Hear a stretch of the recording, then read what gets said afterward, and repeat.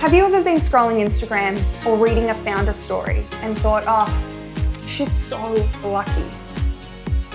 I'm Alicia Mafadia and I want to welcome you to She Got Lucky, where luck is just the beginning. After building 3 global brands, creating next level wealth through my social media, and being announced as Instagram's first Reels Pro, I know that there's a lot more than luck to getting started, and that with the right strategy, mindset, and drive, almost anyone can create a business that feels too good to be true or too fun to be considered work. In this podcast, we explore the stories of women who've made their mark, not just by chance, but through trust, resilience, and a belief in their capabilities. We'll dive into the actual strategies, stories, and secrets of success. So, if you're ready to chase your dreams, and instead of wondering how she did it, make it happen for yourself, tune in and let's redefine what it means to be lucky in the world of business. In today's episode, I want to talk to you about the businesses that are absolutely having so much fun and having the time of their lives, and it's no surprise that they are seeing the best success. So there have been many times in my business journey that I've really lost sight of my why. I've lost sight of why I'm doing this in the first place, who I'm trying to help, and most of all, my passion.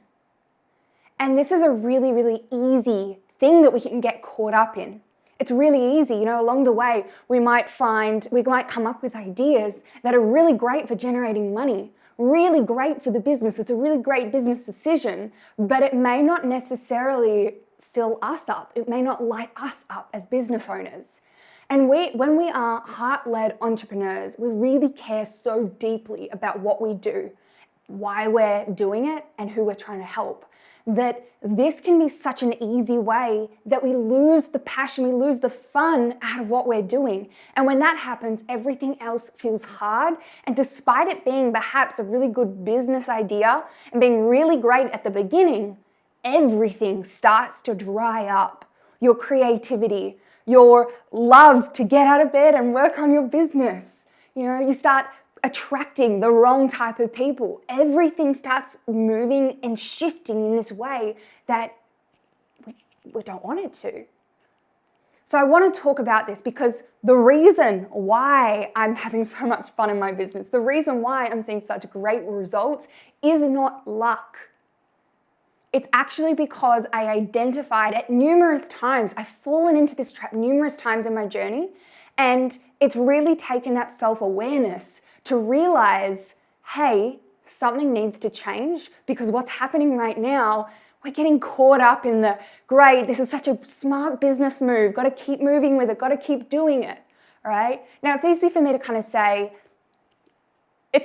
to say this, but I actually want to dive in and go through some of the times in my business that I fell into this trap, or I really started to lose the fun because I got caught up in something that really just wasn't aligned with my purpose.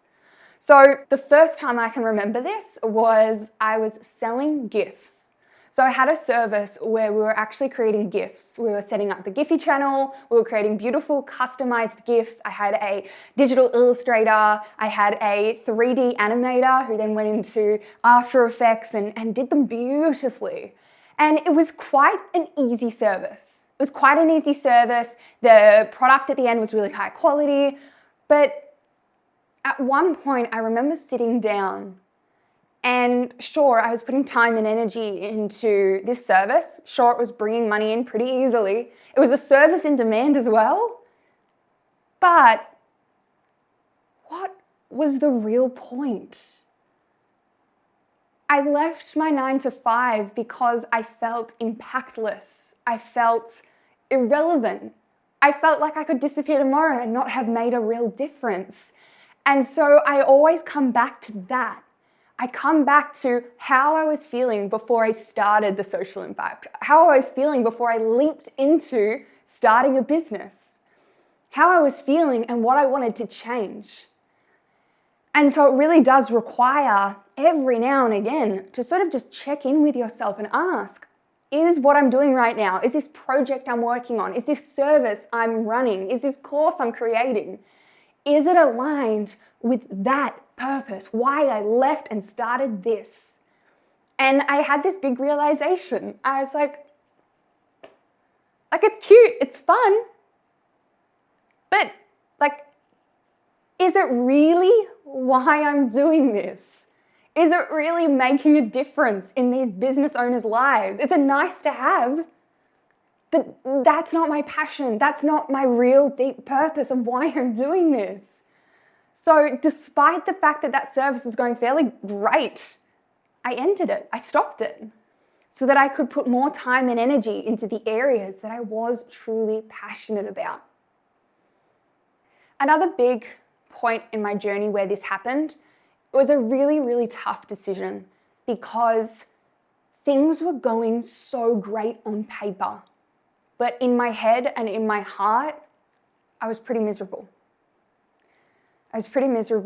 And to so many people from the outside, it was so easy to say she's killing it, she's doing so well, this is great, and it would have made absolutely no sense for me to change things up.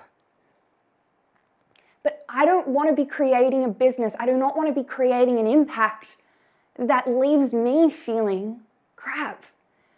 I don't want to be creating a business and products and ways to help people that might make them feel good and might really make a difference. It might bring, millions into the business. But if I'm sitting there at the end of the day feeling like a shell of myself, then it is so not important. That's not the priority. And so it's such a bigger conversation, but I wanted to bring this into a podcast episode because if you're looking around and if you're feeling perhaps a little bit stagnant in your business, if you're perhaps missing that enjoyment, that enjoyment when we started business and it was so fun and there was so much possibility. There was so much possibility of what we could do, what we could create, what we could become in a few years' time. Anything was possible. I feel like when we started the business, it was like the world is our oyster.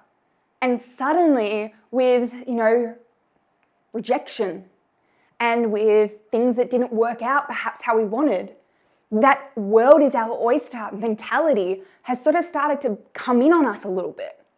It started to come in closer and closer, and sort of now we feel like a lot less is possible. We don't have that delusional idea of, oh my gosh, the world, we could do whatever, we could achieve whatever. And we've created this sort of boundary of what we can do. So bringing it back, having that self-awareness of what are you actually doing in your business today that is lighting you the F up, and what in your business makes you feel so damn alive. Because at the end of the day, yes, we have got a business, yes, we've got a service, we've got an offer to help someone. But in the same sense, it is our energy, it's our love, it's our time that is going into this. And if we're not enjoying it, then our business is not going to be sustainable because we're going to get burnt out, we're going to get tired, we're going to lose creative ideas. It's all going to dry up. So it really does land on the fact that we need to make sure that it is an exchange. It's you're enjoying it, but you can have that balance. You can have your cake and eat it too.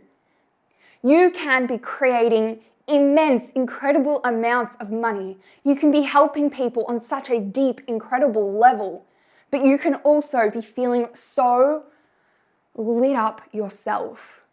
And this is what I want for you. This is what, a deep reason for starting this podcast was all about.